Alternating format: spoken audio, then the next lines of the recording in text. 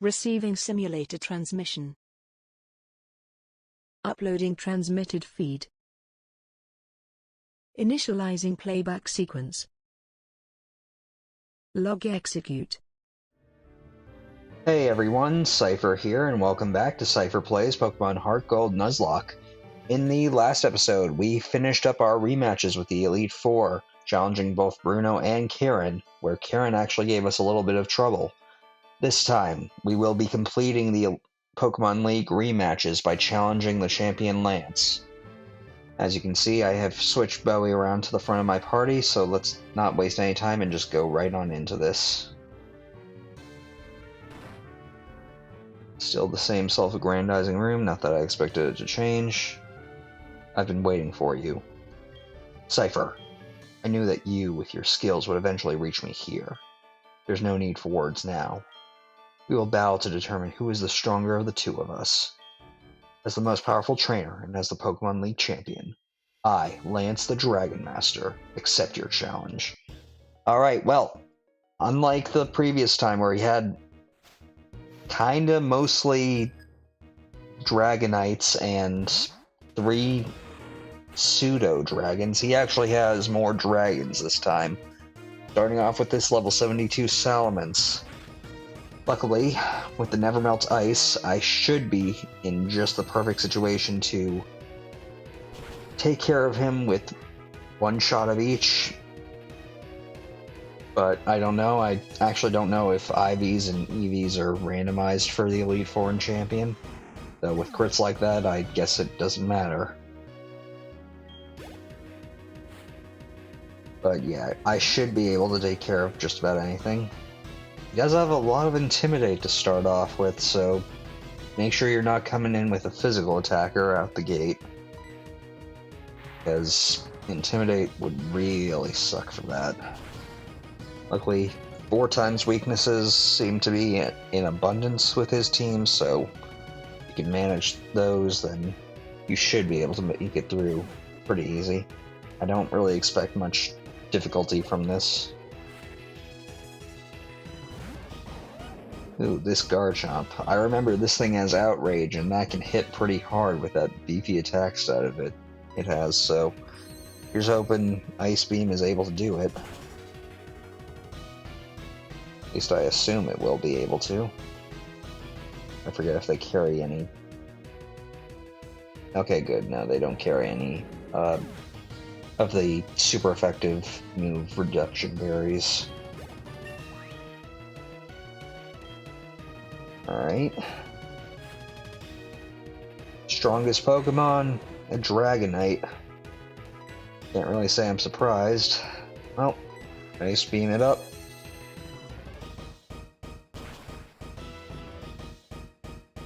This is only a 2-level difference, so this might be a little trickier, but nope, I think I'm just overestimating. Probably going to be a very short episode. And his last Pokemon, the defensive Altaria. Well, I don't have much faith that you'll be able to take a hit from this, so let's just see if we can finish this. Sorry if it's a bit underwhelming for the champion rematch, but really, Lance was the easiest to plan for, both in the original and this. Oh, okay, I guess I spoke too soon. I had one last Pokemon. The one Pokemon on the first run that he actually managed to damage Bowie with. Well, let's see if we've grown since then.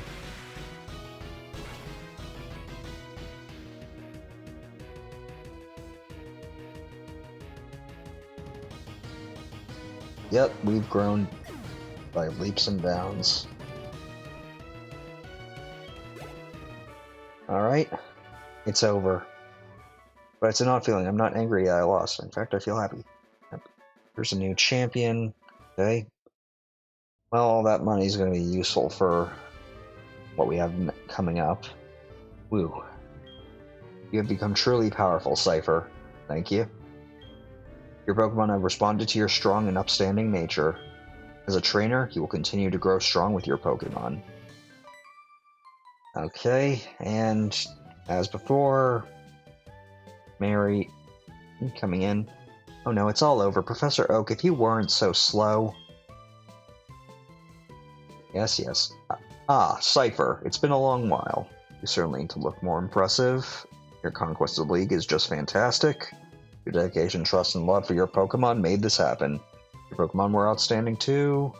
Because they believed in you as a trainer, they persevered. Congratulations, Seipher. Let's interview the brand new champion. Okay, let's just get out of here before it gets too noisy. Come on. Just gonna enter us into the Hall of Fame once again. And honestly, not as surreal this time. Kind of had a feeling this was how it was gonna go. I did have some worries going in, but we're once again league champions. Pretty much the ultimate legends, having 16 badges, 2-time Hall of Famer. Most people would be satisfied with this current turn of events, but I still have one thing left to do. Shall we? Raya.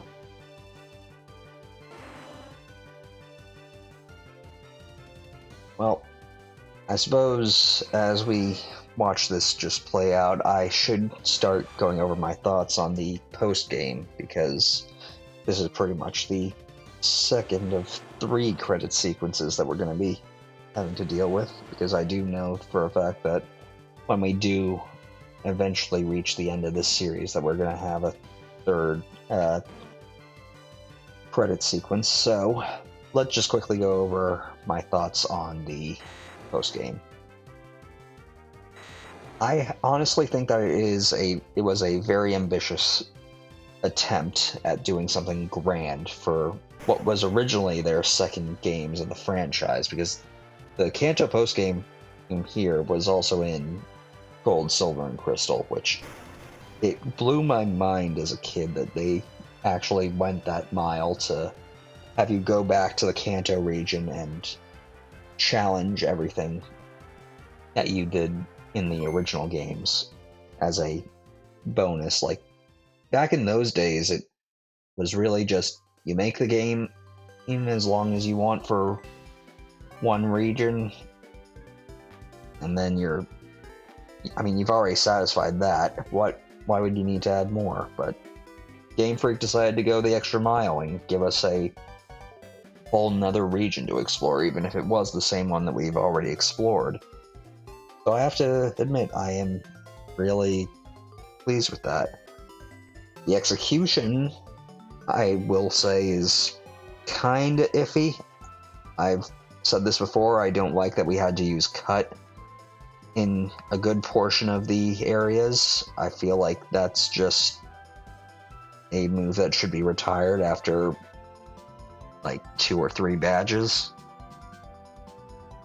or reserved for like getting special items that are normally not accessible to you.